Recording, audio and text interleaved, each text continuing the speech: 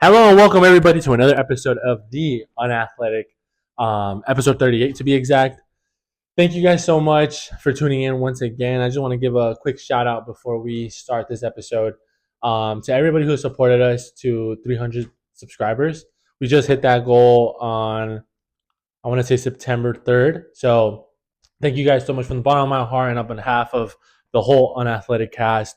We really appreciate it, whether it was just one view, a like, or a subscribe.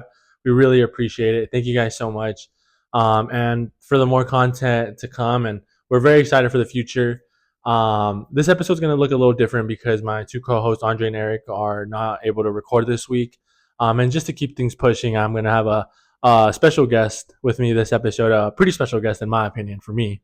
So I'm excited for you guys to see the rest of that. But before we get started with that episode, I just want to give a quick shout out to AG Furniture, madeirascollection. I just want to say that their catalog is undefeated. So if you guys are in need of any furniture or any, living room necessities, they got you. We'll link their Instagram down below, and if you guys DM them, you guys will be able to order anything you want on their catalog or website. So shout out AG Furniture for this episode. I also want to give a quick shout out to ShaggyMonSweets. They have a pop-up coming up on September 20th, another one, their third one, I believe. And they got a lot of steals and deals. So if you guys are in need for any sweet treats on a party on that Saturday of September 20th, that's the pop-up to be at. And they got, like I said, bulk orders on deck. So shout out ShaggyMonSweets. And lastly, I want to give a quick shout out to my boy George and myself for our vintage reselling company, Extra Innings Vintage Co. on Instagram. We are going to be at Kobe's every Saturday and Sunday up until September 21st, which is the day before we head out to Europe. So if you guys need any steals on vintage, Padre gear, SCSU gear, or just anything in general, more than likely we got you guys. Come visit us or hit us up if you see anything on our Instagram that you might be interested on, and we got you. So shout out AG Furniture, shout out ShaggyMonSweets, shout out my boy George and Extra Innings. And I hope you guys enjoy this episode. Thank you. Yeah, too lit, two vibes in my hand, girlfriend. I'm just passing by, so check your man, girlfriend. Ain't got time to snooze. Hello and welcome everybody to episode 38 of the Unathletic. This is my special guest. What's Genevieve. Your name? Hi, everyone. She's my girlfriend, Genevieve, Miss Author thing, the one I've talked plenty about on the podcast.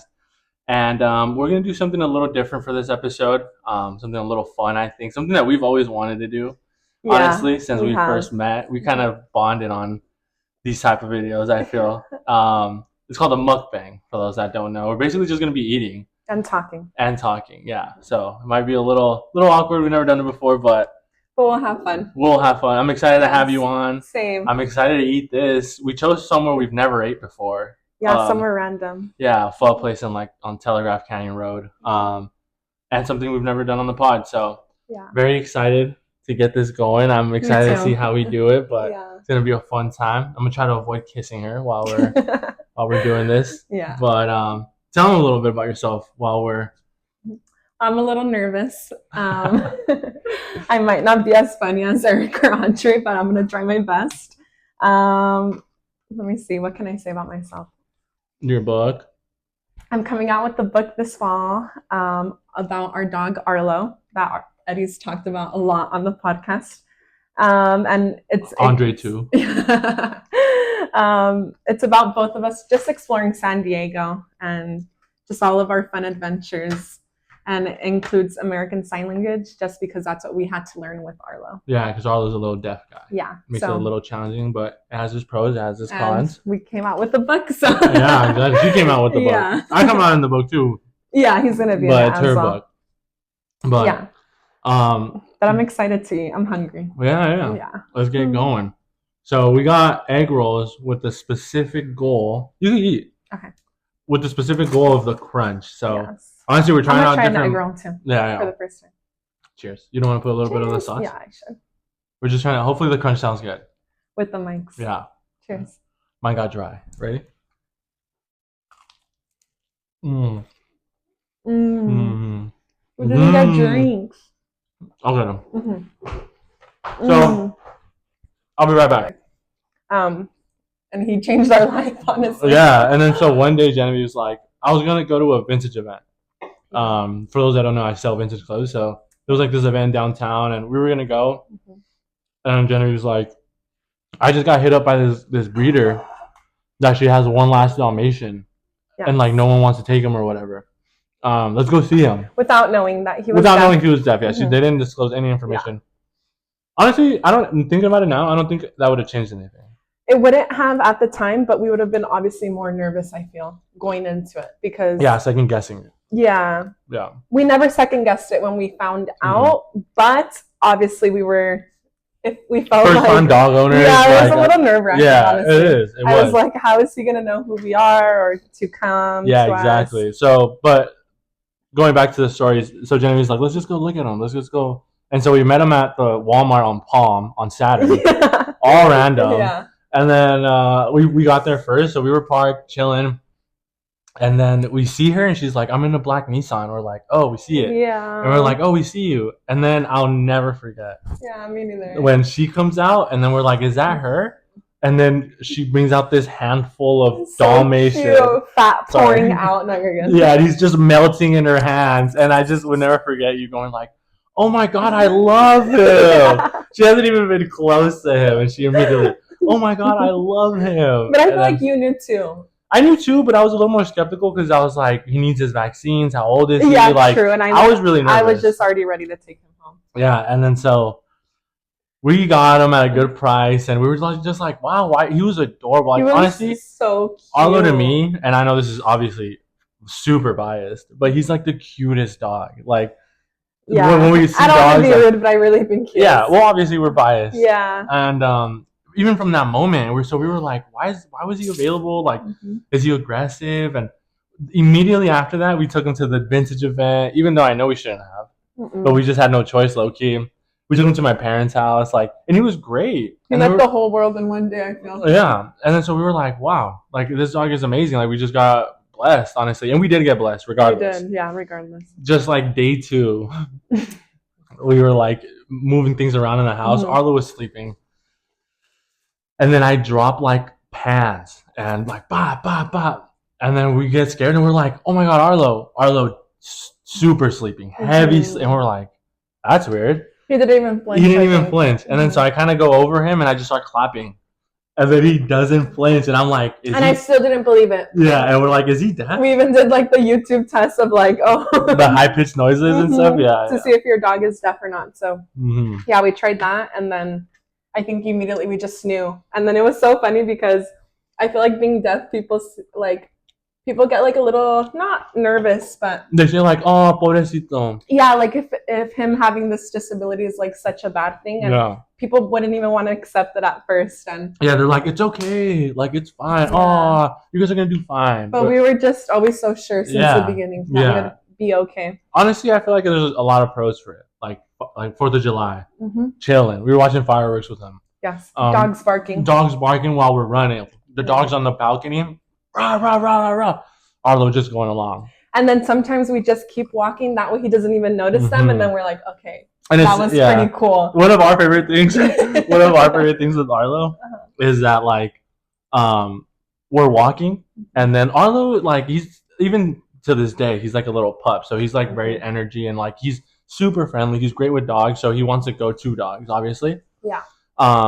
But when we're walking Arlo or something, and then there's like a dog like that Arlo hasn't seen yet. He hasn't even noticed them yet. And the dog's like barking his ass off for Arlo.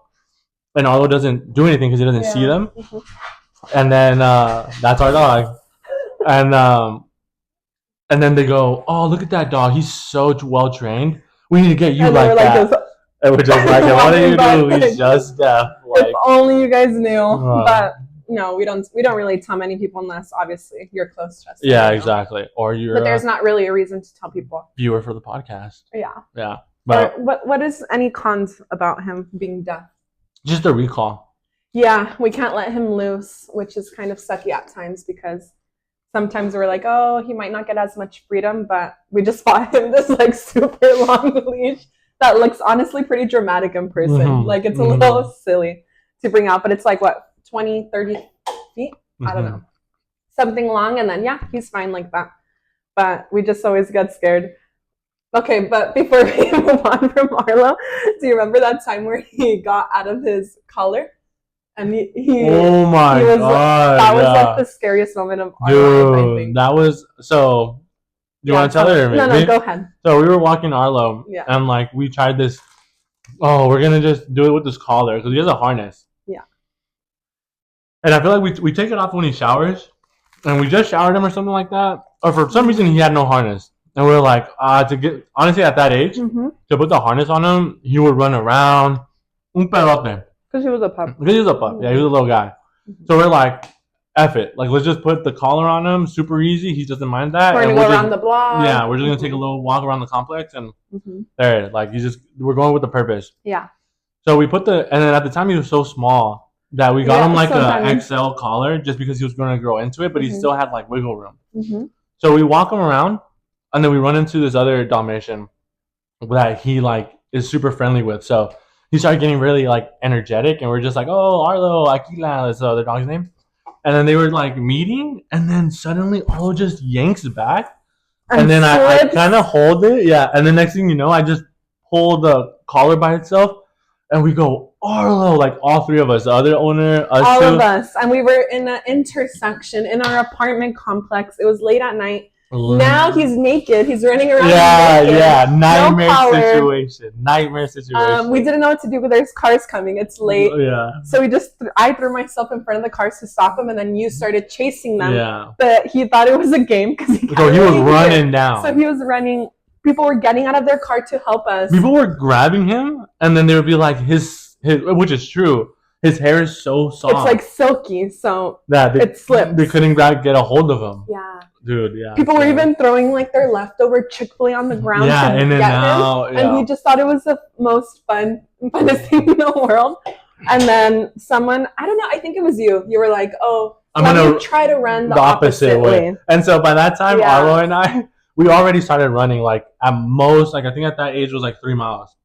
Yeah. And like, I was super close to the intersection, and Arlo was like about to cross the intersection. Yes, and I just remember thinking, okay, he's going to get hit. Yeah. Let me just deal with the consequences. And then so I was like, F it, I'm going to run the opposite way, I said. And then so I started running the opposite way. I'm thinking of like, what do I do if Arlo doesn't come? Like, I'm thinking, my mind's just occupied about what to do. But then it was so funny because then I looked down, Arlo's right next to me in like runner position. Just perfect, dog. Yes. And then I see him and I just go, oh, I think I like go to the ground a little bit and I just grab him, and Arlo's just like licking my face. He's like so happy that you're hugging him. Yeah, and then we just get in our apartment, we slam the door, and we're like, what just happened? I remember we were like sent for like 20 minutes. Arlo's already all wanting to eat. Yeah, he doesn't care. He did not know what happened. It was, that was really, really crazy. But I don't know what this is. Like, what is it? Is this supposed to be like a salad? I've been playing with it for like the whole time. I think it's like a noodle. Oh, maybe you put this on top. This sauce on top. Okay, do it. Right? Yeah. All over. I'm not too familiar with pho and all those other types of foods. Yeah, we've tried. I'm more of a ramen guy. We are more. Yeah, I would say me too, honestly. Yeah. But it just sounded good, and we haven't gotten in a while. And these sandwiches are so good. The banh mi. Should I get a knife to cut it? Or nah, we'll just bite. Yeah, share like that. Honestly, it's really crunchy. Hopefully the ASMR is going through. But yeah, that's probably the craziest Arlo story, I would say. I'm trying to think of another one. I mean, he got bit before. And that one wasn't crazy. That one was just like low-key disappointing because the dog that bit him, we were at a Fiesta Island. It's like this, you're supposed to just leave your dogs like leashless, and like it's like this great like paradise thing supposedly. Like, it's okay. Like 12 acres. Yeah, and so we did that. We left them leashless, and then the dog comes and starts like nagging on him. And then it started off with like a lady being like, "That Dalmatian's uncomfortable. Like that Dalmatian, like get him." Because Arlo was running, but he likes to run away from dogs and get chased. Yeah, he's very submissive. And he was also little, so I thought he was having a good time. Yeah, and so we were like, okay, this lady's saying that, so we did take him away. But then like the dog that was chasing him, the owner or the trainer was like upset. She was like, No, he's so good. Like, he's a good dog. Like, trust me, I'm the trainer. I take care of him every day. Like, he wouldn't do anything. And we're just like, we're just going to take him down this other way. So we take him down, like, a separate way. Like, we go down to the water. And then the dog chases Arlo. Like he like follows Arlo. And then she's like, just let Arlo loose, like, or let him loose. And then so we let him loose, and then next thing you know, like right away, it starts going again, and then he just bites Arlo's neck. And he just like yanks on, and Arlo tries to pull away, and then we just see his neck getting like pulled because he's still a pup, and he saw like. And this all happened in like 10 seconds, maybe max. Yeah. So then you just right away, I just slapped the dog, and I'm like, oh shit, yeah. And then the dog was stunned. And then he let go, thankfully. Even the lady didn't know what to do. She was like a little. And she ran away. Like she literally grabbed the dog, just ran away, and I was like, God. Well, maybe she just didn't want like any problems. Yeah, but that kind of. It was a little scary. So ever since then, that's when we bought the 20-foot leash. That's when we bought the leash. Lesson learned. Yeah. And honestly, now we don't take him there, which we should. But yeah. Fiesta Island. You want to? Yeah, maybe. But yeah, what else? We did take him there again, and he had a great experience. When I went the second time. Because he likes swimming, so we just took him to the water, and he loves everything we love: swimming, running. He's honestly I feel like him being deaf makes him more of like a cuddler. Like he literally likes to lay on our chest. Yeah. And I feel like my dogs growing up, they would like cuddle with me, but never like his face literally goes on our neck, or he goes under the blankets with us. Like he's literally a baby, honestly. Do you want to talk more about your book? Let me see. What else can I say about it? Well, it was obviously inspired by Arlo. So if we didn't get Arlo, there would be no book. But no, it's been super fun. I remember, how long has it been? Like 8 months since I've started? Yeah, it's been 8 months I finished the manuscript in like a few months, and then honestly, the process is too long to talk about, but it's been a really long journey, but it's been fun, and it's almost out now. It's been pretty rewarding seeing it. Like as I feel like we've entered a stage in our life like the last like year or two where we like push each other and then push ourselves. Yes. And when one of us brings up an idea and the other one's not that confident, I feel like we push each other to try to either start it or reach it together, or. And usually you do need me to push you, but like it's been inspiring seeing how inspired you are to just do it yourself, right? Like I do say like, oh, what's up with this? What's up with that? Yeah, but then like you're already like, oh, that's done. I'm already doing this, and like that's it. But there has been times where I don't do something, and then Eddie's like, oh, so what's the update with this? And then I was like, well, it's been a few days, and then we get to a little bickering. Yeah, I'm a little pushy. I'm but like, honestly, that's what I need sometimes. Yeah. I don't think you're pushy. He's not pushy like in a mean way. He's more pushy like why? Like why? I need that. Yeah. I honestly really need that. And then also I feel like you're really great with words of like affirmation. So sometimes when she doesn't like this. I'll do it for you. You know. But sometimes I feel like I just feel like I'm in a little rut, and then whenever you give me like words of affirmation, I'm like, you know what, I can do it. So then this is good. I know, it's so good. I think we got a lot of food, honestly. And then we got some snacks. Talking is hard, Loki. Talking is hard. We have snacks for the end, for our rants. You're right. I'm still thinking about my rant. I was kind of thrown out. I'm like, what should I rant about? Good rant coming up. I don't know. But I like her book a lot. Not because I'm just her boyfriend and Arlo's dog, owner. He's a character in it. And I'm a character, yeah. But I like it because she just did an interview with her illustrator, Melissa. Shout out, Melissa. Thank you so much for helping Genevieve. And it's honestly, follow her Instagram also. Genevieve Books, at Genevieve Books, right? Genevieve Lara Books. She posted the interview with her illustrator. Really informational, honestly, for someone who's not like in the art world. But the art is just killer. Like you can just tell that Melissa took her time with it. Like it's just so detailed and so like personalized, and it's not just like, I feel like I'm not talking bad about other children books or whatever, but like some of them are like AI.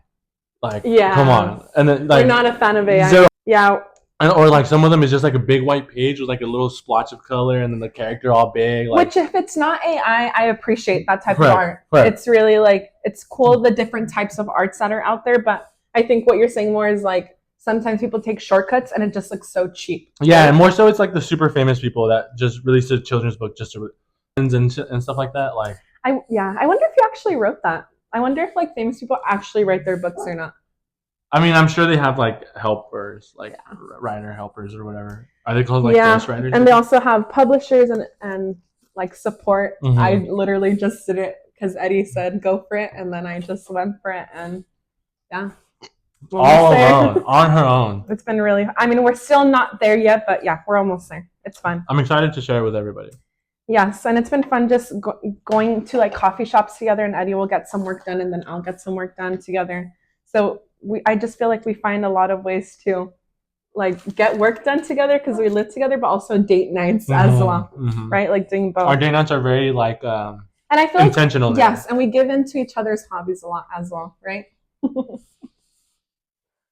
Yeah, she does. She's a big part into my like running journey, my lifting journey, softball. Like I've been, and I would say you with me as well. Yeah. With yoga hobbies. And stuff like that. Yoga. I've tennis, tried yoga. Yoga's tennis, hard. Walking. Yeah. What else? Well, we go to coffee shops, visit different coffee shops. Yeah. We're not super similar when we first started dating, but then we like very compatible though. Like, I was a big Padre fan. You could care less at the time, and then now I'm a Padre. Now you're a Padre fan. Yeah. I would have never thought about trying hot yoga. Now I used to be a hot yoga regular before her surgery. And there will be one back again, right? Whenever the knee heals up. Yep. So that's another thing that you've had to deal with, right, this past year. Also, wait, before I forget, happy birthday Thank you. to Genevieve, 26 years old. She had a tough year. 25 was tough, but I'm just so proud of you and how resilient you were. Just to keep it short. Right, because I know you don't want me to go too into detail. He already gave me a speech on my birthday. I was all crying at the restaurant. I was like, they're like, here's your cake. But very proud of her. Very proud of her. And you're seeing someone that went through a lot. And one of those things was knee surgery. Yeah. Right? And as someone who was pretty active with walking Arlo, with yoga, with like tennis, like you said, and to just having to stop it. And your job was pretty active too. Yes, I was always on my feet. So what was that like, honestly, what was it like getting told you need surgery? And then what was it like getting surgery?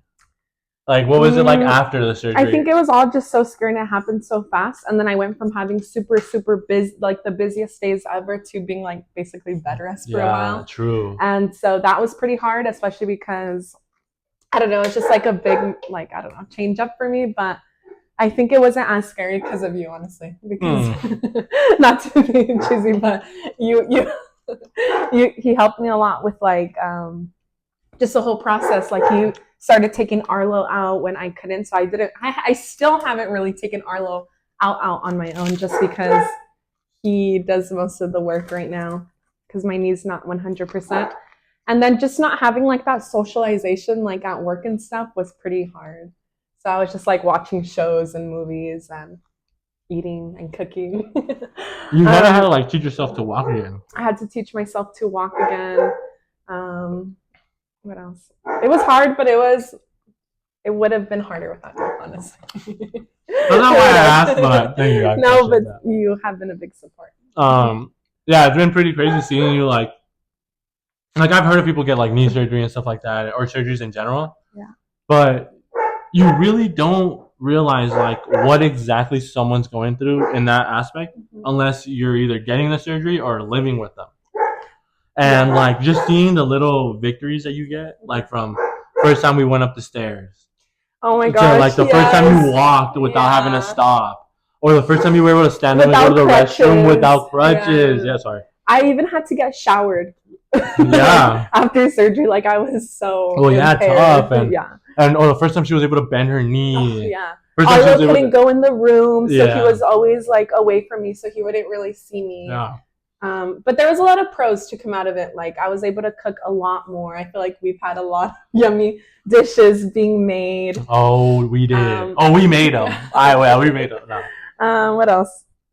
I spent more time with you because I feel like we were both super busy. That we would see each other more on the weekends or the nights. Or just like to go to sleep and stuff. Yeah, you're right. But yeah, I would go to work with you at times. Yeah. Just little things here and there that the book's coming out. So yeah, just a lot of little pros that came out of it as well. It could have been worse. Could have been worse for sure. Yeah, but I mean, at least me personally, when I would get hurt, like from baseball, like I would pull my groin a lot. I don't know why, but whenever I would pull my groin, obviously it doesn't compare to ACL surgery, but or whatever meniscus, right? Yeah.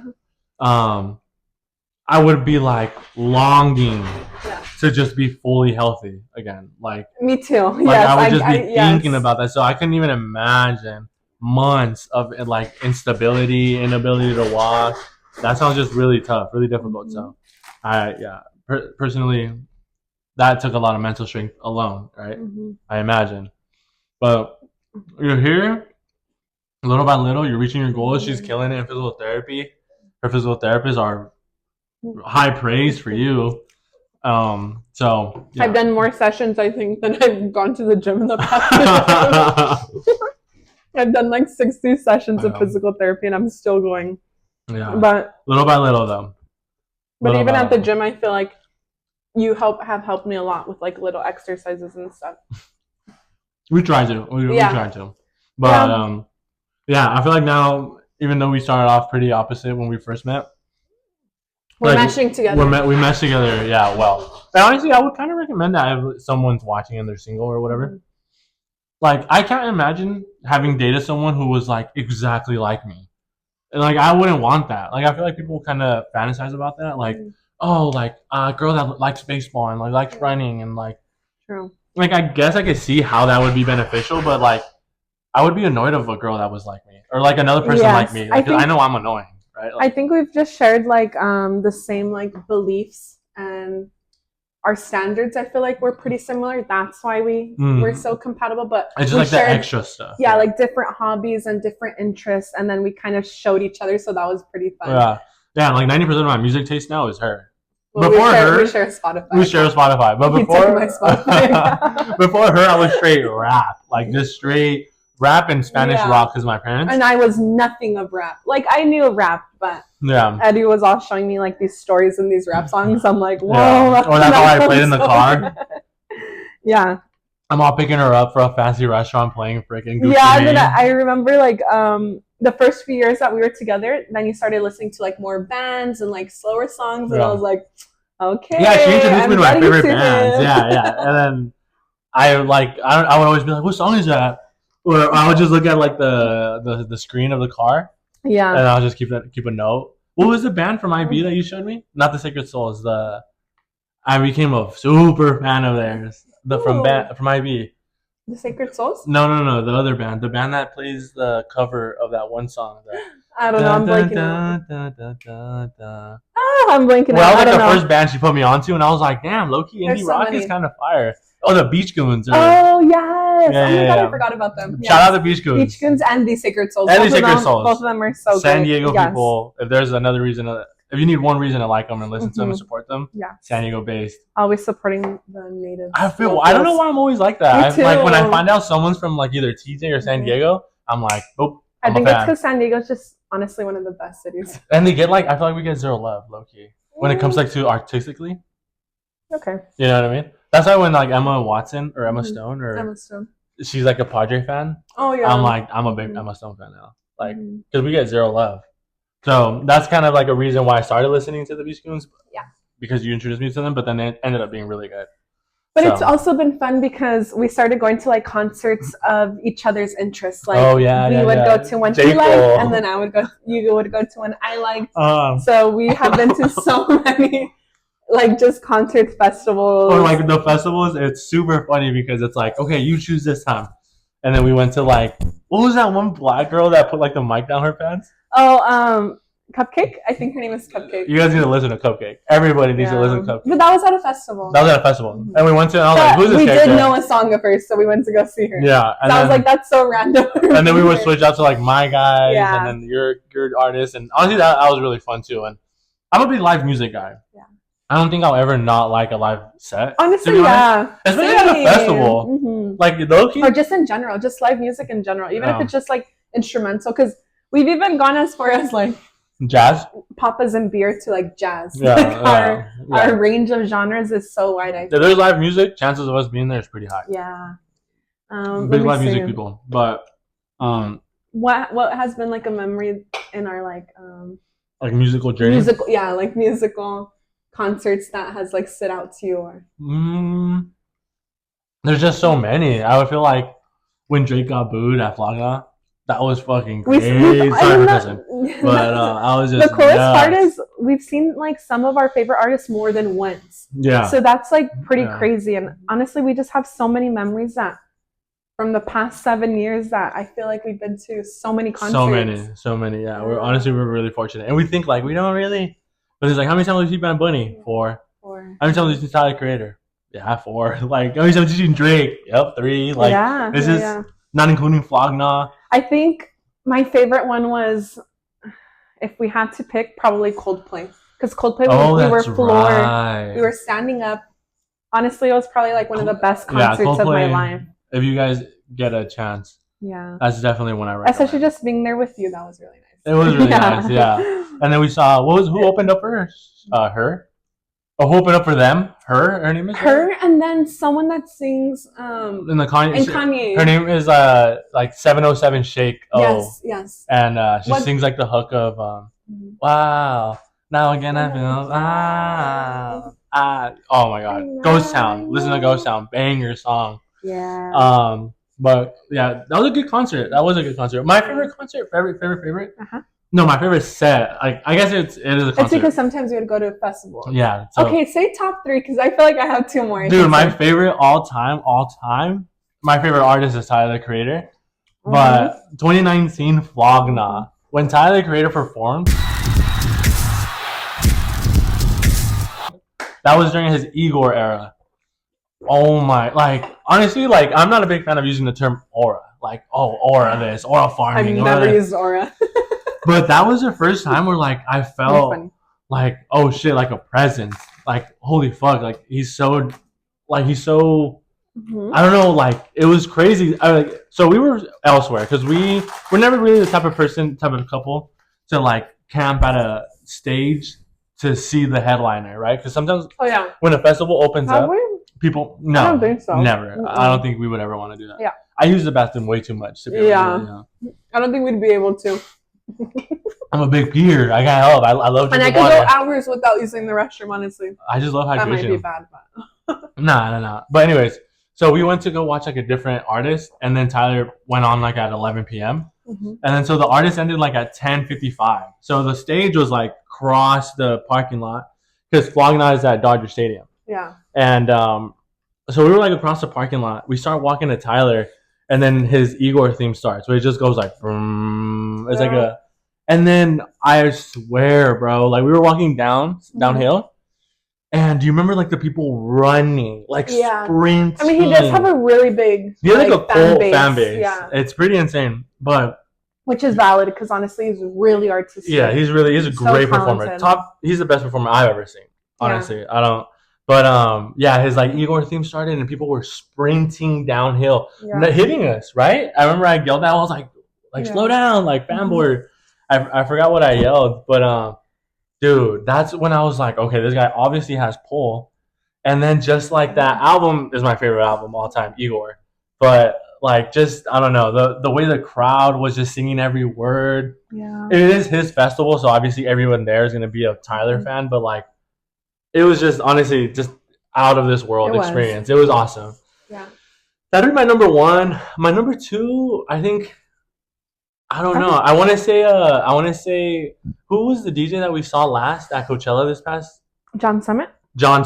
Oh my god, bro! That was really fun. John Summit is shit. Sorry about that. Okay. John Summit is a great performer, great artist. His music is intense. Yeah. And just live EDM live at a festival, I feel like is undefeated. So fun. Yeah.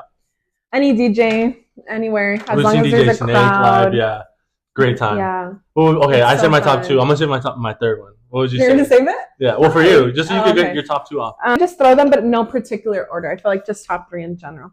I would say Coldplay number 1. Daniel Caesar is up there. Daniel Caesar is really nice. I had another one, but I forgot. Bad Bunny? No, not Bad Bunny. I mean, I loved seeing Bad Bunny. I guess he's top 5. That's really hard, but there was another one. Maybe if you say yours, it'll come to me. Mm. I don't know. What was my other one? My third one would be Look it out. what's that one band? 1970 or no, Tame Impala. Oh my god. Coachella. I remember mine. 2019. Lana Del Rey. Mine is Lana Del Rey. That's right. That was so fun. She brought out Billie Eilish. Gene Aiko. Oh my gosh. Okay, I have top 5. Bad Bunny, Gene Aiko, Coldplay, Daniel Caesar, and then who was my Lana Del Rey, yes. Especially like when you just hear them at like a specific time in your life and then you hear them live, hearing those songs live, it just hits different. You're like, wow, this was related to this part of my life. Or like a lot of music I like relate to when we were first dating, because that first year was just so fun. It was dating. Just so much music. Yeah. And then so many albums would like drop when we started dating, so a lot of that. I remember when I'm having a tough time with that. I remember when we first started dating, we would like, I'd be like, oh, J. Cole just dropped KOD, remember? And I picked her up just to listen to the album in the whip. And we did that for like Drake. We did that for like a lot of artists. We would just sit in the car, listen to new albums. In front of my house. In front of your house, because we couldn't go anywhere. That was a great time.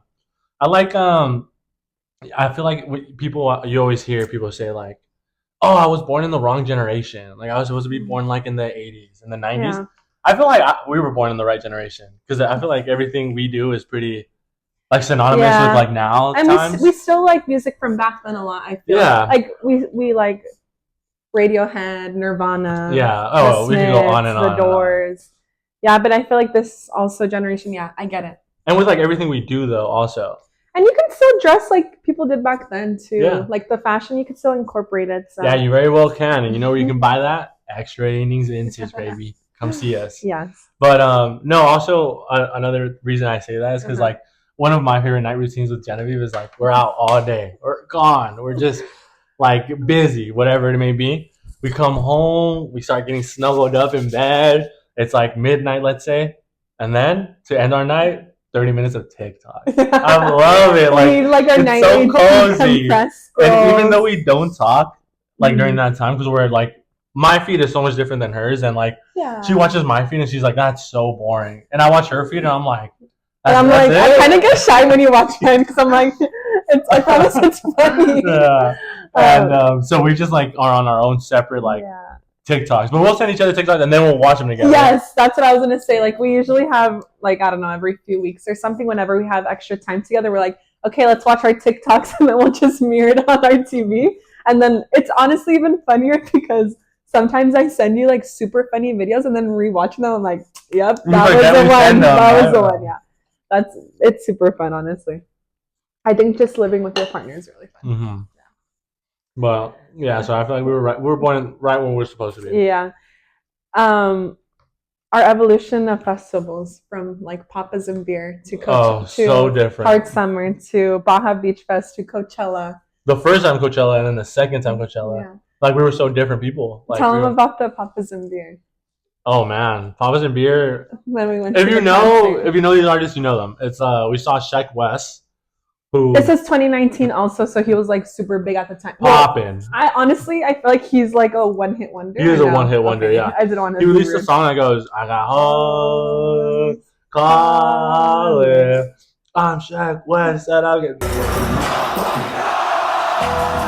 We saw him. He was Saturday. We were there with Jocelyn and Hameen. Oh yeah, shout out Jocelyn and Hameen. So yeah, it was Sheck West Friday, and then Saturday was Kodak Black. Yes, I remember that. And that shit was funny. So Sheck West was funny because, like I said, that was mosh pit era. Like, I hate to say it again, but like if you know, you know. Like if you were going to concerts or festivals during that time, and you went to like a rap set, mosh pit central. Like it was pretty crazy now that I think about it, because it's not like that anymore. Like, but it was like mosh pit, like swinging elbows and fists. Yeah, and the funniest part that always makes us laugh is that it was sponsored by Four Locos. Oh my god, bro! Everywhere was just Four Locos out. Like they had it everywhere. They had a wet t-shirt contest.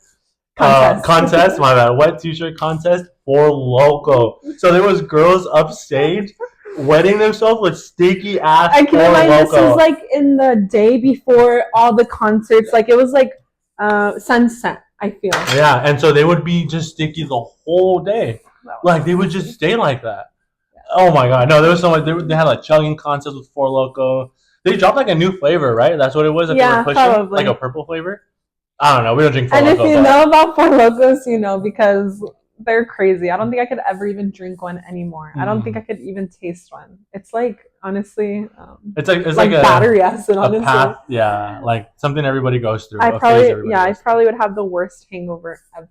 Four Loko. Yeah, if I drink one like now, I wouldn't be able to handle it. But that was just like the thing. It was cheap. It got you drunk, and we were talking about. There was this contest where it was like who can drink the most Four Locos or something. Yeah. And so the sponsors are like, we were even clapping for them. And then they were like chugging the Four Locos, and then this guy chugged 2 in like maybe like a minute.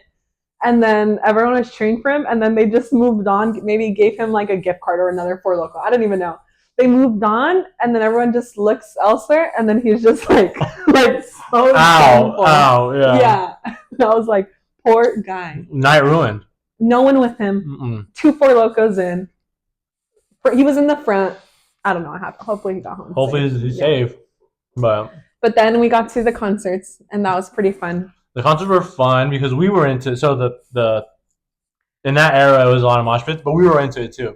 Well, I was into it, and you would like yeah, it was fun. And Sheck West, like I said, peak. Like he had the song of the year for sure that year. Mo Bamba, it's called, and he played that song literally. How many times would you say? He had like a 30-minute set. That song is like 3 minutes long. He played it like what 10 times, like back to back to back. But every time we were singing. Every time it was lit, yeah. But now that I think about it, it's kind of pathetic. Yeah, like, it was cringe. Yeah.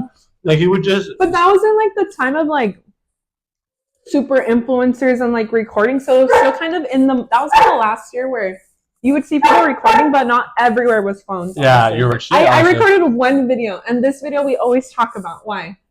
Because of what was happening. What was happening in the video? The mosh pit? No. Yeah, but what was happening with us? Or like, so that was it Sheck West? Yeah. So, that's the only video I have. Yeah, the video. Oh yeah. So it was like, so it was packed, like super packed, and we were pretty close, maybe middle. We were like middle. We would like to be just in there. We like to be in there. Yeah, back then. We were some animals, and so Sheck West starts, and like it was so compact. The like area, body to body, that like we went with Jocelyn and Hamin, and Jocelyn is very light to say the least. Tall. And she's tall and thin, and so we were like everybody was moshing. Even if you didn't want to be in a mosh pit, you had to be. You were in there. You had to. Yeah. You and were so like we were like fighting for our lives, and Jocelyn is so thin that like we were all kind of moving, and then I see Jocelyn going the opposite way. We're like, oh, Jocelyn!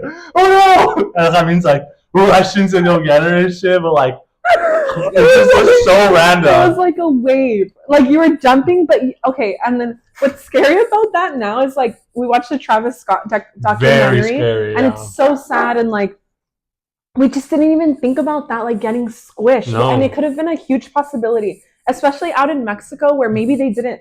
You know, probably even less they care about it. Like they didn't have that much like, you know, security or anything. But at the time we were just so naive. We were having fun and it was super fun. Would I do it again? Probably not. I wouldn't do it again. No.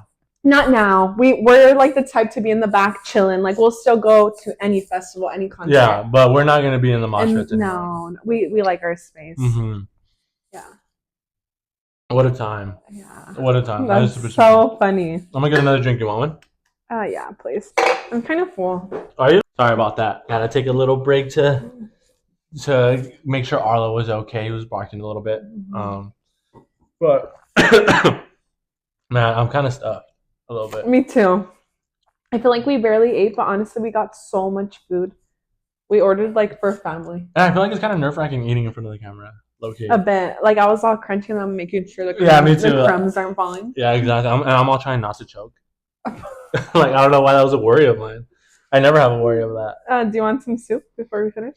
Yeah, I'll take some. That was really good, honestly. I'm pretty spoiled when it comes to food. Honestly, pretty spoiled considering Genevieve. You get down. Yeah. She gets down. I Oh try. my I gosh. think I've just been experimenting because I wouldn't really leave the house for a few months, so Eddie would get the benefits of all of the food. Yeah, true. But like even in LA, you would cook a lot. Like Yeah, I feel like it's always been an interest of mine. I feel like I've always cooked with you. LA was a time, huh? LA was a time. Yeah, that was fun. LA. I don't know if I ever talked about it on the pod, but we had some tough roommates. Yeah. Do you want to talk about that or not? I think we can now. Yeah, right? Yeah. It's been so long. I want to say something. Okay, go. I don't know if I can though. Go. I don't know if I can. Go. No, it's because I just want to Oh. No, we just had like some pretty bad roommates, and at first we were friends, but no hard feelings towards No, them no more. I because wish them the best. It's been so long. No names. Names though. Now it's just a memory in our Yeah. book, but living with roommates was pretty tough. All I gotta really say is if you're ever gonna get a roommate, just make sure you know them or you know of them or Well, you we recommend probably it. did as well. It went well for the first few months. I think it was just like a bad ending, which we don't want to put the blame on either us or them. So whatever I'm sure they happened, will put the blame on us though. yeah, that's fine. But what happened was we went to LA to go to school. We went to Cal State LA, and this was like right before the pandemic, and we got our roommates through a Facebook group, like a Cal State LA roommate search group. Yeah. And we met the first girl there, and then she met already someone, so she like tagged us in with their deal. And when The apartment was pretty nice. the apartment was nice, it wasn't too far from school. Yeah. It wasn't a little ghetto area. A bit. For those of you that are aware or that like know of East LA. East LA, yeah, we live like on Whittier Boulevard. Yeah. That's pretty iconic. I think there was like a shooting the other last month or something. There, yeah, Yeah, in at the Whittier. gas station. Yeah, and I remember exactly what gas station it was. Yeah. And I was like, oh my gosh. Not only that, but like just Whittier Boulevard to me always reminded me of TJ. And I would always tell you that. I'd be like, bro, this looks exactly like TJ. Like all the signs Just in what Spanish. a time. We were just so young. We were very young. And young, dumb, and broke. super broke. Super full-time But it Chick-fil-A was worker. so fun, honestly. We had so many fun memories. Honestly, a lot of like, we still did a lot for being like not having We money. went to Flogna. And living paycheck to paycheck. Like we still made the most out of it. Yeah, that's right. So sometimes like when you don't have like that much responsibilities, I feel like you have like, you don't care. You just go out. You find things to do. Like you don't care about, I don't have money. We would still have so much fun. Yeah. And then also that's another thing that like, I don't know if anybody is that's watching this is like on the fence of like whether going out for like school or not. But like I'd highly recommend going away for school. Like I always recommend that to like her family, like to my friends, little brothers, or the opportunity, just go. Because like when you're out there, not that like family parties and stuff like that is a distraction in a bad way, but like sometimes you're just you have obligations. I'd highly recommend like if anybody has anyone they know or whatever, just go. And just sometimes try you it. just make it happen. Yeah. Like, you just make it work. Getting pushed into what we're learning, and I've kind of always been about and this. Still in this phase of our life. Yeah, as we're learning, like that, getting thrown into the fire kind of is like, in a way, the best way to learn. Yeah. Like Genevieve had no idea how to start a book. She had no one did. Like, I'm not trying to super hype you up because obviously you're my girlfriend. I'm biased, but like who have you ever heard of? Like, oh, I wrote a book. Like, this is how you do it. I still don't believe it. Even when Eddie tells me to tell people, I'm like, I wrote a book. Yeah, but like, I'm so you shy. just went into it, and you just went into the fire, and like now you know, like if someone asks you, you could lead them the right direction. Yeah, and honestly, it's been so fun that I was telling Eddie, like, well, he hears all my crazy ideas. I just have so many like other stories and arty ideas that I just want to dive into. Yeah, exactly. It's just, and that's what happens when you throw yourself into the fire. Yeah, and then you just start to like your creative side. I feel like anyone out there, you always have to be in touch with like your creative side. Like you should never let that rest. And I feel like I did for a long time. You should have an outlet. I mean, yes, I was a preschool teacher, so I was doing like artwork and stuff, but I was so burnt out that it wasn't like getting in touch with my creative side. And right now I'm like designing and like formatting and like telling Melissa about the artwork to bring to life. So that's pretty fun, honestly. It's been fun. Yeah, so sorry. You know, in LA, we were having a good time, but our home situation was pretty bad. Yeah, and we just I mean, to put it lightly, we had a situation, and I want to talk about it because I want to see what people think. At least was me, Genevieve, and two other girls. And we had the master bedroom. We had the master bedroom, so we paid the most. We had the bathroom and everything. they like shared a bathroom and they had their own room, but that was the least. So we split the rent, the 3 rooms essentially. Like us two, we paid for our room, and then they paid like the remainder. They split the remainder. And we would pay our own. Like we would count each person per utilities. So, which is fair because we're 2 people living there. So, rightfully so, we would split the utilities in 4. And so that's what we agreed upon. Yeah. And so later on, while there was already kind of beef from other just situations, one of them just pointing fingers and such. Yeah. One of them decides to move in their boyfriend, which we didn't have a problem with. For that reason, beginning, like moving your boyfriend, whatever, he's cool. We were okay with them. The sleepovers, we didn't mind because I was like, you know what? No, but then when he moved in, like he actually brought his shit and like without telling us. No, not telling us. The other girl knew, and so when we found out, we were like, "Well, you guys gotta pay more rent now." Yeah, we just felt a little cheated out, especially because we were doing our part in paying, and like he was just living rent free. Yeah, because and then he was also, and he would post. It was funny because he would post TikToks. Yeah. Remember he was like little TikTok famous? Yeah. And then he would post TikToks of like eating our food.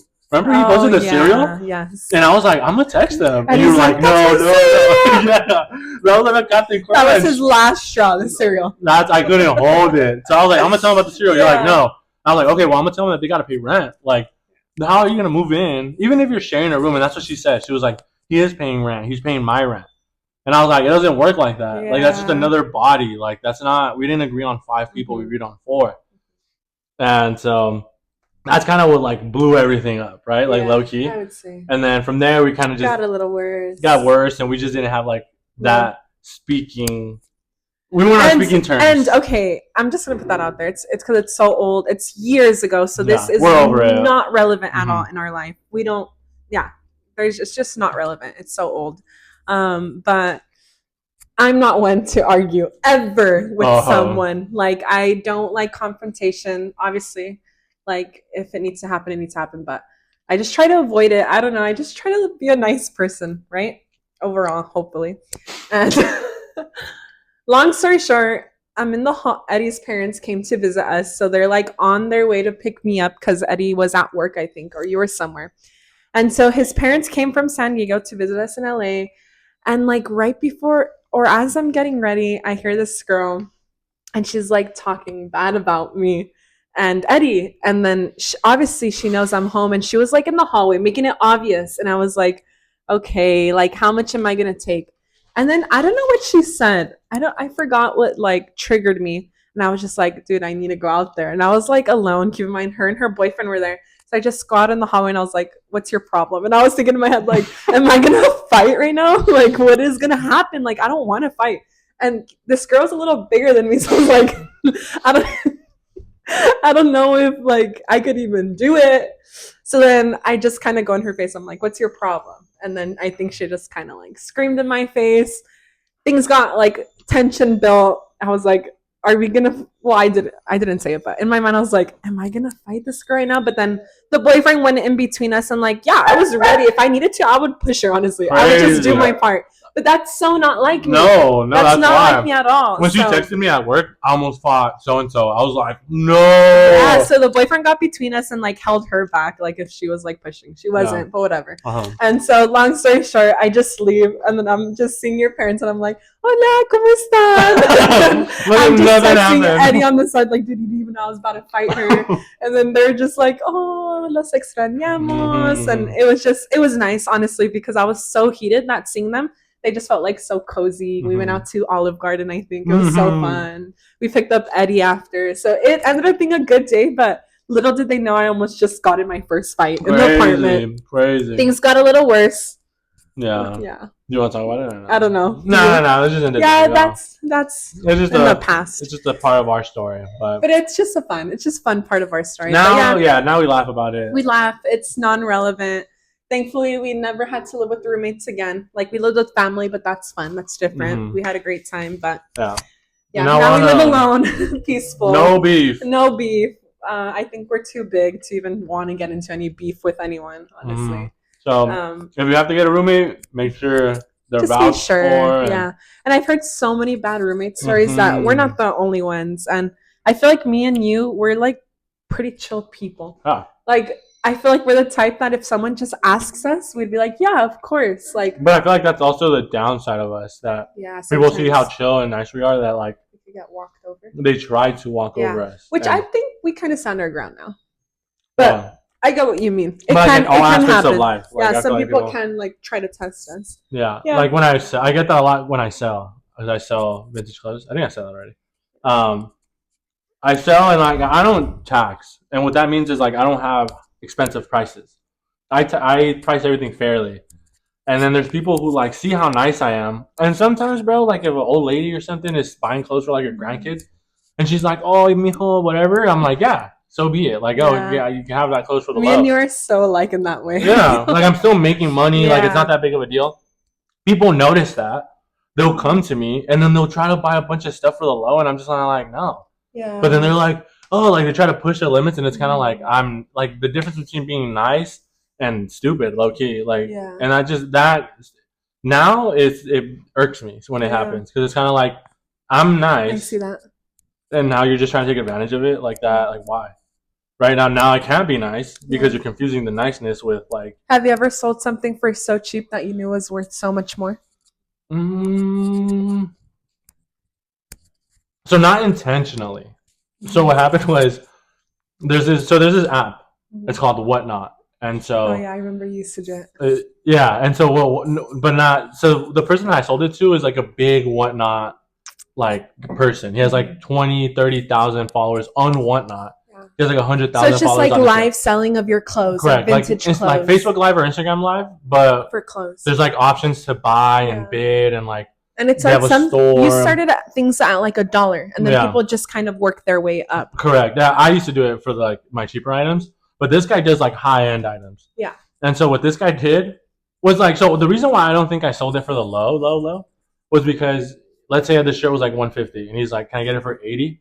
And then I was like, "No." Like my lowest was probably like $120 on the shirt. And he's like, "Okay." So what he did is he got a bunch of cheaper items that were still good. But he got a bunch of like $10 items, and he was like, "What can you give me if I buy all 30 of these items?" And I was like, "Oh shit! Like that's a big bundle, like that." And I think all in all, like the 30 shirts was like 3 something, like something where it averaged out to like $15 to $12 a piece. And like he bought it, so I, in my eyes, sold that shirt for like $120. But when you put the whole bundle together, it was like $10 to $15 a shirt. So technically, I sold it for $10, $15, but in my eyes, the $120 was a part of it. Does that make sense? Yeah. So that's what they do. Like they have like their workaround, and these guys are smart. Like but also tell them about the time where you sold like the super expensive, because I visit Eddie's sometimes, but also I don't always go just because it's so far, and you've been doing it for so many years that. It's just not all. I'm not able to make it out all the time. It's not a priority for as you, much as I. Well, not like it's not a priority to like support physically. Yes, right. Like you can do better things. Especially because not better things. I like visiting you, but sometimes like with Arlo or like when Eddie's like working, I take advantage of like that time to do other things that I wouldn't while being with you. And so I remember the few times that I've gone. One time you sold like the super expensive wrestling shirt. And it was so funny because he was all selling it like behind his car, and I was like, "What's going on back there?" And then he just comes, and then you have like the biggest smile on your face. Happy. He was like this coming back, and I'm like, "That was something good." And then he just sits down. I remember my parents were there, and all of us were there, and he just sits down, and you were like, "I just sold it for how much?" So I was on the whole story. Okay, go ahead. Yeah, because I like hit a haul that was just like a bunch of wrestling shirts. I'm sure a lot of you wouldn't even imagine, but like I didn't know wrestling was this big until the vintage world. I mean, I know you liked wrestling growing up a lot, and it was popular, but the shirts, people go crazy for the vintage wrestling shirts. So shirts that are like licensed to wrestling companies from like the 80s to even like 2010, they can go up there. Like depending on the graphic, depending on the wrestler, depending on like the year they're made. And so I hit a haul of like. What was it, like 30 wrestling tees? Yeah. And so I had like 30 wrestling tees, and it was like this big event for selling. I take them all out, and then there was one shirt that I saw that I had. And I would have never expected this shirt to sell for this much. It was it was just so colorful. It was a John Cena, Yeah. It was a John Cena shirt. Basically, that's all I'm gonna say. He had like a bucket hat.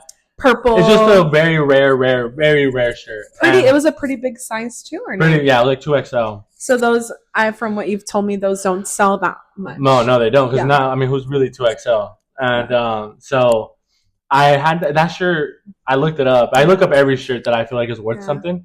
And that shirt, like, it's comps, which means like the other shirts that have sold of its kind were high, like in the thousands. And I was like, I think I told you, I was like, dude, I have a shirt that's worth $2K. Like, what? I didn't sell it for $2K, but I was like, I'm gonna bring it out to Kobe's. Like, let's see what happens. Like, just see what happens. And then so I brought out all my wrestling shirts, and then I was like, this one shirt, like, who's gonna buy a shirt for this much at Kobe's? Like, so then I put it away in my car, and then I have like all these other wrestling shirts. They all sell. I sell literally every single one of them, and I just have the one left. And then this guy comes, and he's like a big wrestling collector. I already knew him. He was like, hey, do you have any of the wrestling shirts left? And then I was like, nah, bro, I just sold all of them. He's like, man, like, I forget what he said, but he was just kind of like disappointed that he missed them. And then I was like, you know what? I have the John Cena. So it's called the John Cena Word Life tee. I was like, I have the John Cena Word Life tee in my van. He's like, let me see it. So I was like, okay, come through. And so I take him to the back of the car. It's on the trunk. It's in the alley. I unfold it, and he's like, how much? And then I was like, well, I saw a listing for it. It recently just sold at a smaller size for $2K. And then he was like, and he made a bunch of valid points. He was like, oh, well, the thing is that size was better. It was like new with tags. It was like in just way better condition. He was like, and like this and this and that. 2K, he's like, I can't do 2K. And he's like, I'm gonna sell it. So I need it for like 500, he said. And then I was like, one band. And then we just went back and forth, and basically I sold it for $750. When I got it for literally in 30 seconds, this interaction, he just made $750. And then I remember he sold, and then he got the shirt. And you said like, yeah, he threw it on his back, and then he just walked in. I'm like, and then Eddie just turns around, and I remember you like so excited. I was like, we're about to win tonight. and then it was so cool because her parents were like, oh, like I saw you took the last shirt. Like, how much was it? And I go $750, and then everybody was like, "Whoa!" Sometimes if I make $750 at the market, I'm like, all right, like cool. For a used shirt that he bought for I don't know how much, but you know. Yeah. But for the low, that's crazy. Yeah. So just the vintage world is a whole other world that you just need to tap into. Yeah. If you guys have any old clothes you want to sell, fun. It's so much fun. Hit your boy up. Who got you into thrifting? Little Miss Thang here. Yeah. And it's funny because when we first started dating, I was like a big brand I always tell people this story. And Genevieve was a big thrifter. Her and her family always thrifted. And they took me thrifting one day. Like for fun. I know a lot of people actually need it, which which is fine also. But we did it more like for fun pieces or like just things that you didn't find in store. And it was more like a day out. Like we would go on a Saturday. Yeah. We'd go on a Saturday and just like look for things. And I remember I was even embarrassed to tell people like in high school, middle school. Well, we didn't, honestly, not middle school, more like high school. I was embarrassed to tell my friends that I would go thrifting because there was just like a bad rep. There was like a stigma to it. Yeah. But it was honestly so, like, there's no better joy than finding like a great made jacket and then just getting it for like under $15 and it's worth more than $100. Especially when things are like cheaply made. Yeah. So what I always tell people is like, one, why do I like vintage stuff? The things just aren't made the same anymore. Yeah. Like a lot, like things that are worth a lot in vintage are made in like the USA. That's what you look for. Everything was made like to last. Like you see these shirts, some shirts, and I've shown you from like the 50s, and like you could just still read what it says. You could still like no holes, like super thick. It's made to last. It's not thin. Yeah. And like shirts nowadays, you wash them like 2-3 times, they shrink. The lettering is like, or not only that, but I always say this, like going to a thrift store now isn't really, it's still really fun. So you could still find so much, but like it's so disappointing to see like fast fashion like brands in thrift stores like Shein, and they're all selling it for like sometimes even more than it's worth online, and it's like it's just so disappointing, honestly, seeing so much fast fashion. So and that's why like just shop mindfully. Yeah. And then that's another thing that I do pride myself on, like just being the polar opposite of people who just shop only at like Zara, Forever 21, H&M, just like those fast fashion places where like most of the clothes ends up in like landmines, anyways, and landfills, my landmines, landfills. Like I'm the polar opposite of that. So like environmentally, it's just better. So I don't know. That's what I think about. But yeah. So she started. And also just finding unique pieces. You don't find unique pieces anymore. There's no catalog. Yeah, and you just don't look like everyone else. Because I feel like nowadays everyone sort of looks like each other in like fashion senses, and people are kind of afraid to step out of the box. But once you like get into the vintage world, like you'll be wearing a jacket that no one really has around you. So that's really fun. Yeah. Dang, this is good. What is it? So Honestly, these I don't are like know. Oreos. They're like in. It says Oreo. I can't read it, but we went to 99 Ranch. We like to get all of our fun snacks there. yeah, but it's good. If you're a chocolate lover, I recommend them. But yeah, so the story goes, she was into thrifting, and so I would take her thrifting, and I'd be like, why don't you just, instead of buying these 30 pieces from the thrift, just save up that money and buy yourself one new piece. But she would buy me those jackets. And and I'd be like, okay. And she was like, no, like whatever. I forget what you told me. Like, oh, I just like, no, it's cheaper. I was like, it's not about the money. It's not about the money. Yeah. You still find quality pieces. Mm-hmm. Sure enough, one day we go thrift, and then I find a good like tee. I think it was like a Metallica tee, was it? Mm-hmm. I forget. So I found a good Metallica tee, and I'm like, oh, it's a good graphic. I like it. I didn't know anything about tags, stitching, copyright, nothing. So I was like, I'm gonna buy it. And then where were we? Where I got offered off the back? I think like at a mall.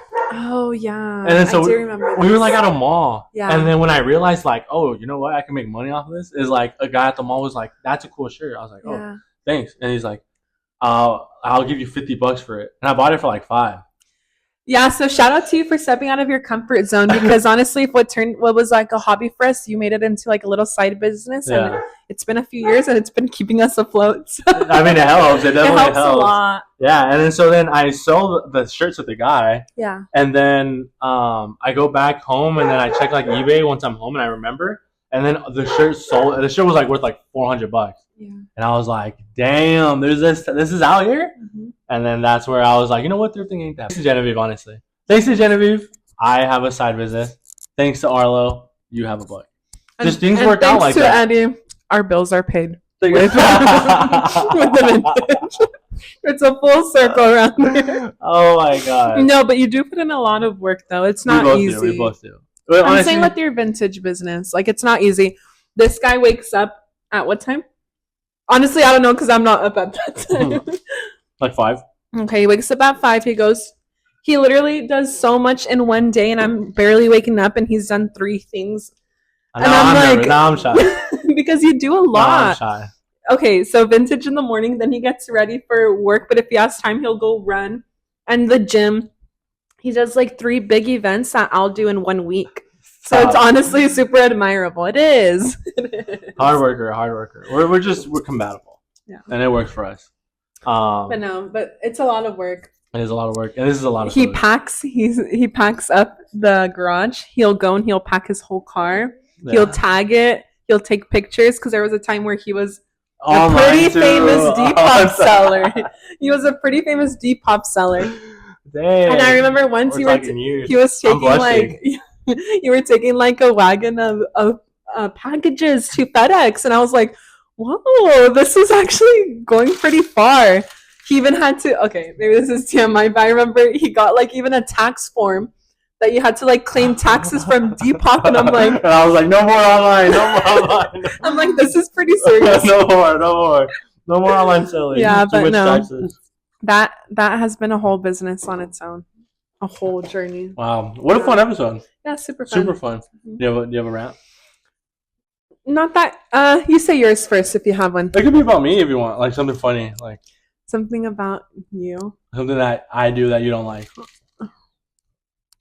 Let me see if I had to say something. I know one thing that honestly, you don't. No, I was gonna say like the few little things that I've like pointed out. I feel like you're pretty good at like not doing them anymore. If that makes sense. There's one thing that I still do that I know you don't like. Tell me. I want to hear this. I don't know why. I'm not thinking about it. I don't know why. Like, I get like amusement off of when I know you're like stressed, but not in a bad way. Like stressed in like a I need to like fold the clothes. Like overwhelmed, like so much to do. Yeah, but like for home stuff. Yeah. Like not serious stuff. Like I need to go to talk to my doctor and this and work and not that stuff. More so like I need to finish cooking and like Arlo's like de-shedding whatever. And she's like super stressed and busy, and then I just like come in just annoying, doing something just random. I want to make those gestures here. And he loves it. He gets like such a kick out of it. And then the second Genevieve goes, Eddie, stop! You're so annoying. I'm annoying, huh? Yeah, and he walks away. I feel bad, and I'm like, no, you're not annoying. And Genevieve's like, no, I'm sorry. And I'm just like, nope, I'm annoying. And then that just like annoys her even more. And it's just so like he does it on purpose like every single time. You. Yeah, it's just he knows exactly when to. Like I could be in the best mood and you won't even go that hard. It doesn't take much. I just start doing some funny like dance, and you're like, Eddie, stop! Yeah, you're so annoying. I'm so annoying, huh? How long did it take us? Because I feel like we don't really like. Well, we don't really scream at each other or like use vulgar words. Like we've always been pretty good about that. But even annoying, we didn't really call each other annoying until like year 5, honestly. Yeah. And even then, I think I probably said it first, and then we were both like. No, I remember when we first started dating, and we were like, I remember exactly where we were. We were at the pool, at my old apartment's pool. And then like I was just being like, I don't know, too much. And then Genevieve was like laughing, but she was like, oh my gosh, shut up. Oh, and then I was like, shut up. I remember I actually got like, I was like, why would you tell me to shut up? And you were like, no, like that's just something I say. Like it's not serious. And I was like, shut up's not serious. I'm the oldest out of 4, so I use shut up on the daily. No, I used other words that were, you know what I mean? But I get it though, because we wouldn't use those words. I never heard shut up, and I was like, shut up. Yeah, we wouldn't say that to each other. Whoa, what the heck? And then that's when but then like shortly after, I was like, shut up. Yeah. And then now it's like kind of annoying and stuff. But we're good at like regulating even then, that. like even just calling each other annoying, because we always promised each other like we didn't want to call each other like any bad names or name calling. That's not part of the relationship we want. No judgment to anyone's relationship. Yeah, everyone's different. Or everyone has like their different like love languages and like how they show affection. But yeah, even just calling you annoying, like I will call any of my friends and siblings annoying, but you, it took me 5 years to call you annoying. To be like a funny, normal thing. Yeah. Yeah, that's true actually. Yeah. But you don't have any rant like that? You want that to be your rant? Not about the book process, how much it costs, nothing? Yeah, but those are like good. Those aren't really rants. Everything's kind of good, huh? I guess my biggest rant would be it's because like all my rants aren't really like that interesting. Yeah. I'm sure it's interesting. No. Let's see. Okay, so I also like tutor kids on the side as my speaking of side businesses. Yeah. Side business. So I tutor like just children at nighttime usually. That way, like it's through Zoom. So it's online. I guess my rant would be I can see the difference of the children that are raised like on technology versus non-technology, and just like the difference in intelligence. And like obviously we want to be parents in the future, so just like parenting styles, like I hate to judge parenting styles, but honestly my biggest rant is just take care of your kids and try to raise them right, because there's just so many distractions and bad things out there. And honestly, a lot of these parents don't even know what their kids are like looking up online, or like there's just so much like bad things on social media, and we need to teach our kids like about social media, I guess, security, cyber security, or internet safety. That's right. Because just a quick little story, one of my students, he was like on this game, and I guess he was talking to like someone that was way older in another country. Oh, the Roblox one? Yeah, and he was talking to someone in another country, and I had to tell his mom, obviously, and he got mad at me, but I'm like, you just never know. And I'm like, why is the mom even letting them play this game? And like, she's not even looking at what they're saying. And I guess he gave out his, like, not his address, thankfully, because I've taught him that, but he gave out where he lived. And like city? Yeah, city, and like what grade he was in. And like he said this kid was 14. I'm like, are they really 14? And probably he's like not. 7 years old, half his age. So Dang. I guess just like with your kids, just be aware, like technology and AI and internet safety, and all that. Teach them, because then they grow up to be older humans like us and it causes more in damage. Society. And so we just want to raise good humans. Yeah, I do, for sure. Yeah. Genevieve, just quick before you stop the episode, Genevieve has a business of tutoring kids from all over the world. So Genevieve's working odd hours. Like she works like at 10:30 p.m. because in Australia it's 9 a.m. or whatever the case may be on Saturday. Or China's X hour, and here it's a different. So Jenny's working odd hours of the day, and so I'm sometimes in bed like sleeping, and I'll like just hear the tutoring stuff. Yeah. I don't know if I was gonna say what you thought, but Genevieve, like I hear all these kids, and these kids are like just insanely smart. Like they're like a lot of these students you started with at like 4 years old when they were 4 or 5. A lot of them have been with me for a few years, and like one of them is just so smart that like he'll tell Genevieve like, Miss Lara, this is so boring. Yeah. Like I need more of a challenge. Like at like 7, 6, 7, like I would have never. So we're teaching him like almost middle school like curriculum. Math, because English. He just wants to be challenged, and I'll take the challenge just because that will not make him bored in my class. Yeah, and he's a good kid. And, but it's incredible, and all these parents, and the common denominator between all that is like. Screen time limited. Yeah, they're guaranteed like X amount of classes outside of school to like, and not just like actual like languages and math and stuff like that, but they also do like piano and instruments. And kids are so much smarter than we think. So even if you guys have like nieces or nephews or cousins that like you take care of or whatever, just like pour some time into them, and they could turn out to be really great people. Yeah. It's just it's incredible what. Yeah. When you can tell like the discrepancy, and I can tell it from sleeping in the same bed. Yeah. Like, what did you think I was gonna say? I thought you were gonna mention, because sometimes I just like to teach in bed because it's so cozy. But Eddie's like, I get it. He needs to sleep early for his days because he wakes up really early, and there'll be times. What? Where I'm like teaching, and then Eddie's like snoring in the back. And you wake me up. And then my student's like, who is that? And I'm like, my dog. Sorry. And then I just give Eddie a shake, and then you're like, and then he's just quiet. Like if only they knew I was in bed, chilling under the blankets. I literally have Netflix in the back, muted. I still teach really, really well. I promise. But just if they only knew the situation. I have a background on my Zoom, so no one really knows. Like where I am, so that's like the pro of it. But and then sometimes going back to me being annoying, a lot of her almost every single one of her students knows that Arlo is our dog, and then they love him. I'm awake, and it's like late at night, and I'm just bored because I can't go to sleep because she's all like teaching and stuff, and the kids being loud. Sometimes they're just too much. So I'm awake, and I just go ruff ruff ruff, and they're like, "What was that?" And you're forced to say, "Oh, that's Arlo." Yeah, Eddie likes to do these things where he puts me in like weird situations with my students, and I get super duper shy. I don't know why I think that's funny. Like he just makes noises, and he has me make up the scenario of what's going on, and I know it's Eddie, and Eddie's all making noises in the back, and they're just like so shook. They're like, "Why you live by one?" But they do love it. They do love like that randomness for me. I feel like I'm not very like traditional, like I like to like have fun and play around and joke around and stuff. So yeah, it's funny because okay, last thing, like just complimenting like your teaching style. She has a student that's like stubborn. I don't want to learn, like I don't want to talk, and she's just through the chat, I don't want to talk. And you're like, why don't you want to talk? And then like I think the class you guys have is like Spanish, and then it's just kind of like she's like, I don't want to learn today. And then you're like, okay, just unmute yourself or speak in English. And then you just like speak in English, and then you're like, oh, yeah, that's funny. You know what that is in Spanish? And then you just conversate them into learning when they don't even know. Yes. But it's like, even I get shocked when I'm like about to sleep. I'm like, dang. Like getting a stubborn kid who's just like, I don't want to learn.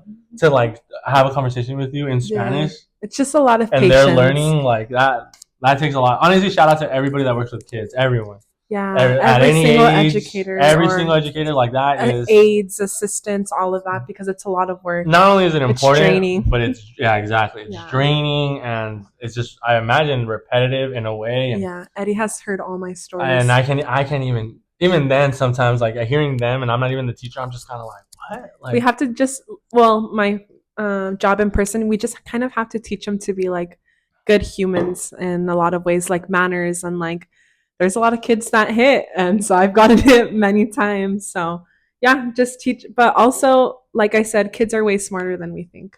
They're really, really smart. They pick up on so much. Like some of these students know 3 to 4 languages at a time. Yeah. And yeah, it's really fun. Some of our students are like, kids are like sponges at that age. They get and absorb everything. They'll hear like a new word, and then like you could just tell Yes. which word they just learned, or which like words in elementary or like for the young kids right are now. in. Yeah. Like 6, 7 is in. I don't know what that means, but 6, 7.